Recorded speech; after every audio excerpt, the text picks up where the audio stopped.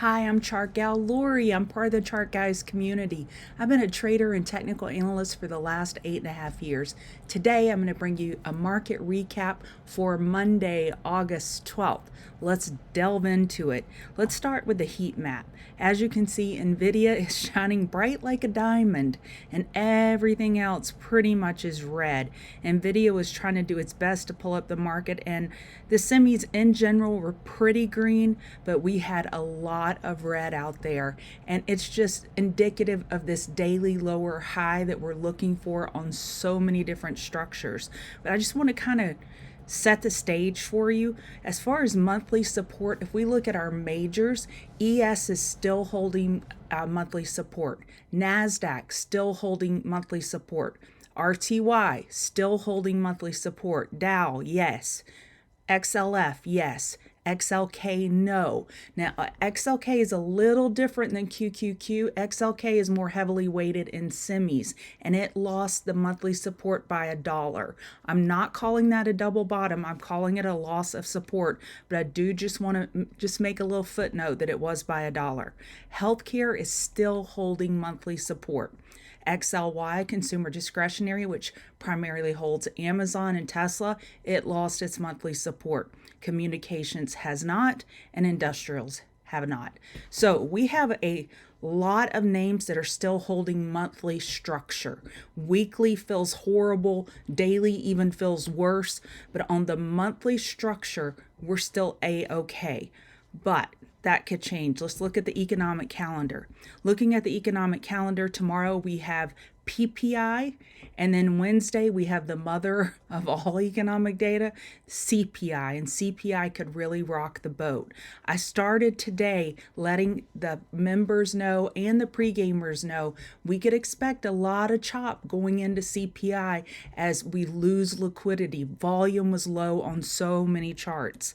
So just a little note, this is who I am. I'm Chart Gal Lori. If you want to give me a follow on X, that would be lovely. Now let's look at my favorite thing, charts. So on ES, we are looking for a daily lower high compared to 5,600, but we've made enough room for a higher low. So what does that look like?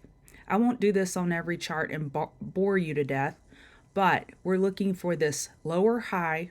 We have enough room for a higher low, and odds favor that we do some type of equilibrium like this going into CPI, and then CPI shake it up. If we look at the volume on ES today,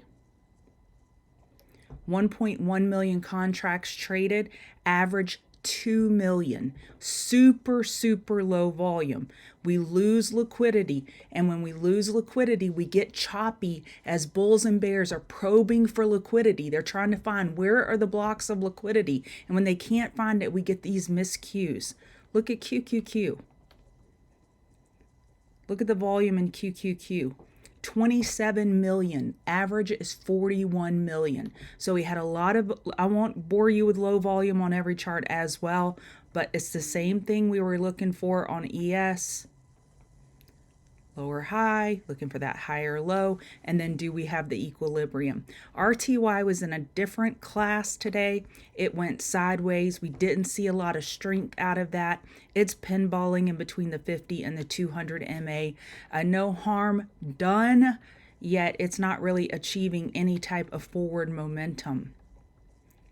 The Dow is chopping sideways between the 50 and the 200 MA as well. It's heavily influenced by XLF. So XLF will have to get off its duff in order for the Dow. Did I say duff? Yeah, I said duff. In order for the Dow to get some momentum going. VIX continues to melt from last Monday's melt up. We are chopping sideways. No real fear entering the market.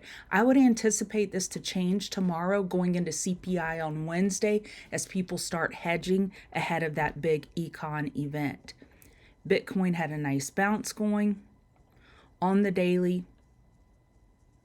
We're looking for a higher low. The question is, can we get a higher high, or will we get an equilibrium out of this as well? We have all daily equilibriums, EMAs overhead. Ethereum, we have the 12 EMA overhead suppressing price. And on the 4-hour, this looks pretty healthy actually. This could be a cup and handle. So Ethereum is looking pretty nice. I didn't notice that earlier on the 4-hour. Dollar is looking pretty weak, and gold took full advantage of this. We have a potential bear flag here, and gold went screaming higher, looking up at resistance at 25.22, I believe. Yep, 25.22.50. So we'll see, do we stop there and pause? If so, we have plenty of room for a daily higher low. So gold bulls and bugs are very happy. Oil, speaking of bulls being happy, oil broke the daily resistance.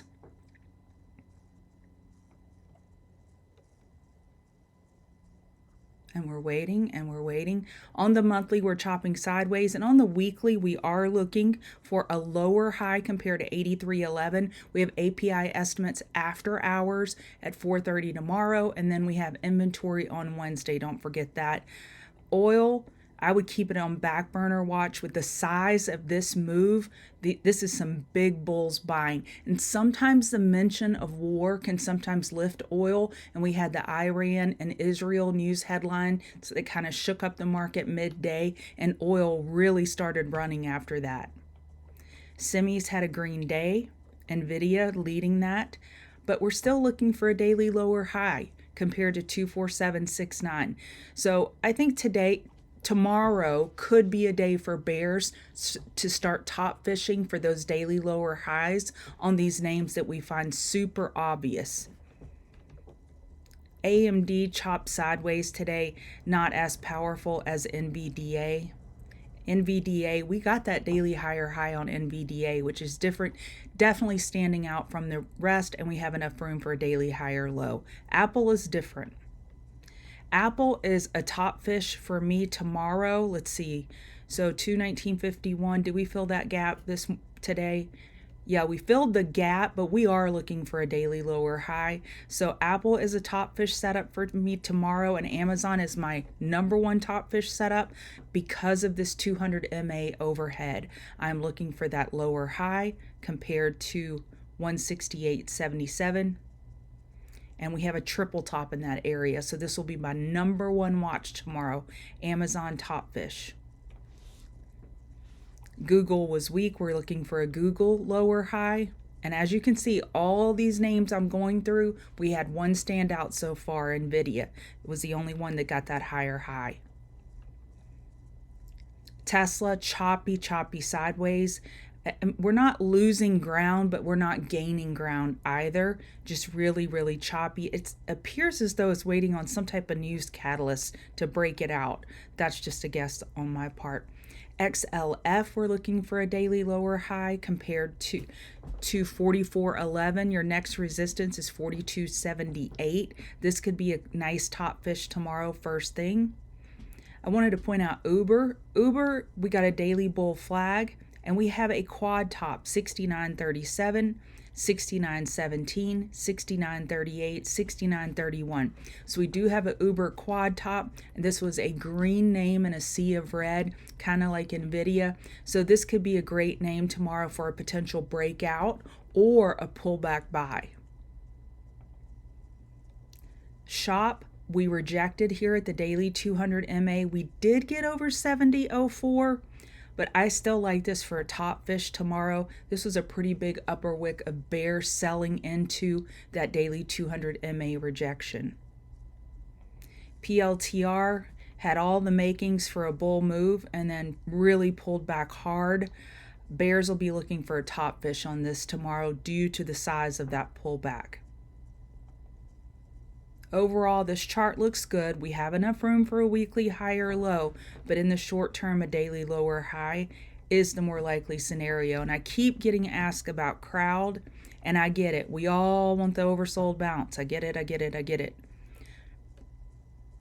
The daily 12 EMA is still overhead. We have enough room for a daily high or low if you want to try to bottom fish that. But as far as bulls are concerned, we got to clear the daily 12 EMA.